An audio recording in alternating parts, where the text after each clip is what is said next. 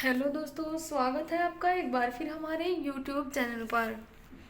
दोस्तों, आज फिर मैं आपके लिए एक महत्वपूर्ण जानकारी लेकर हाजिर हुई हूँ।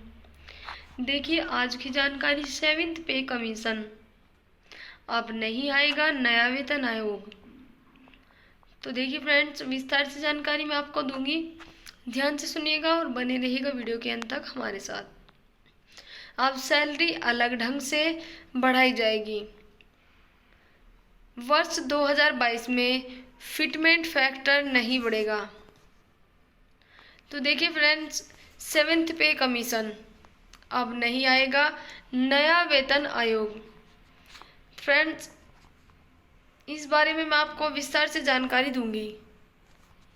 तो चलिए फ्रेंड्स, वीडियो को शुरू करते हैं और यह जानकारी विस्तार से आप तक पहुंचाते हैं।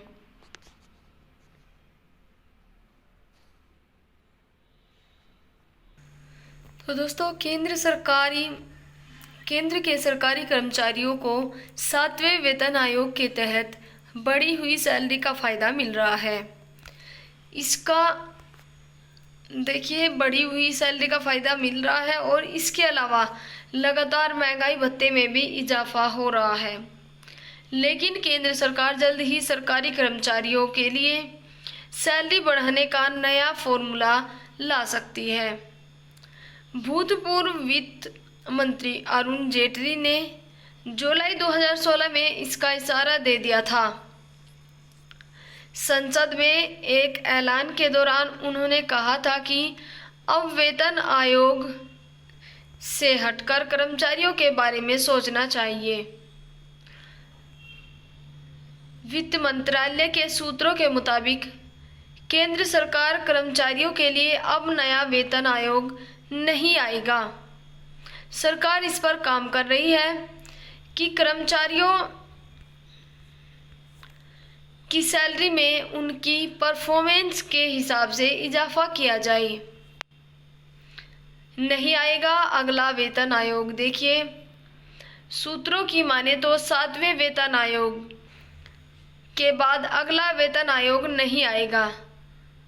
बिजनेस को मिली जानकारी के मुताबिक सरकार इस दिशा में काम कर रही है कि 68 लाख केंद्रीय कर्मचारियों और 52 लाख पेंशनधारियों के लिए एक ऐसी व्यवस्था बनाई जाए जिसमें 50% से ज़्यादा डीए होने पर सैलरी में ऑटोमेटिक वृद्धि हो जाए। इस व्यवस्था को ऑटोमेटिक पे रिवीजन सिस्टम के नाम से जाना जाए। रिवीजन सिस्टम का नाम दिया जाए। वहीं कर्मचारियों का मानना भी है कि मौजूदा महंगाई दर को देखते हुए वेतन वृद्धि के लिए साल 2016 में चली आ रही सिफारिशों से उनके लिए गुजारा करना मुश्किल होगा। हालांकि सरकार की तरफ से अंतिम फैसला आने तक इस मामले में प्रतीक्षा ही करनी होगी। तो देखिए फ्रेंड्स, नहीं बढ़ेगा फिटमेंट फैक्टर।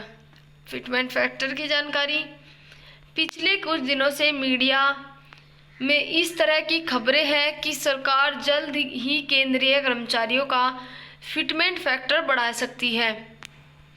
लेकिन सूत्रों के मुताबिक साल 2022 में फिटमेंट फैक्टर में इजाफा नहीं होगा। सरकार फिलहाल फिटमेंट फैक्टर बढ़ाने के पक्ष में नहीं है। कोविड-19 और महंगाई के चलते इसके अतिरिक्त वित्तीय बोझ से स्थितियां गड़बड़ा सकती है। सूत्रों की माने तो अब फिटमेंट फैक्टर पर भी फैसला तभी होगा जब सैलरी बढ़ाने का नया फॉर्मूला लाया जाएगा। उससे पहले किसी भी तरह के कियास लगाना मुश्किल है।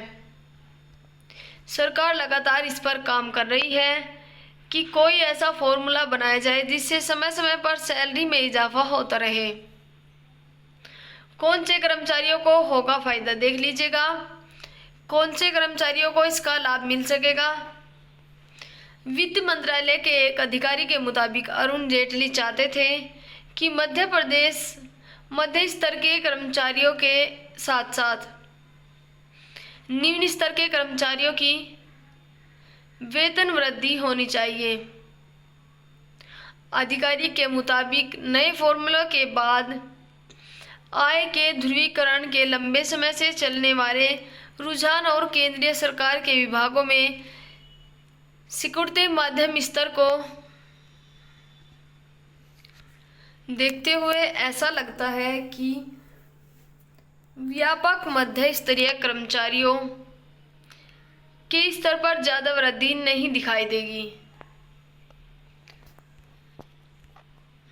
लेकिन निम्न स्तर के कर्मचारियों को इसमें फायदा होता दिख सकता है। कितना मिलेगा फायदा? चलिए, पे लेवल मैट्रिक्स ए से 5 वाले केंद्रीय कर्मचारियों को उनकी कम से कम सैलरी 21,000 के बीच हो सकती है। नरेंद्र मोदी सरकार अगले वेतन आयोग के पक्ष में नहीं है।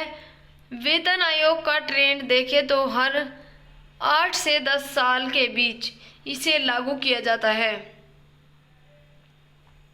लेकिन इस बार इसे बदलकर साल 2024 में नए फॉर्मूला लागू किया जा सकता है, क्योंकि सरकारी कर्मचारियों की माने तो वेतन में करीब 3 गुना होनी चाहिए। 7th पे कमीशन में वृद्धि सबसे कम हुई थी।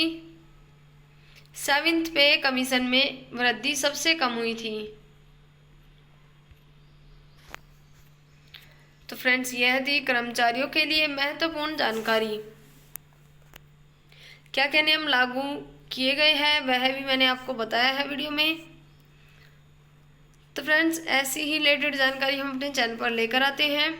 ऐसी ही जानकारी प्राप्त करने के लिए चैनल को सब्सक्राइब कर लें और बेल आइकन पर भी क्लिक कर लें, ताकि जो भी मैं नई वीडियो लेकर आऊँ उसका नोटिफिकेशन आपको मिलता रहे।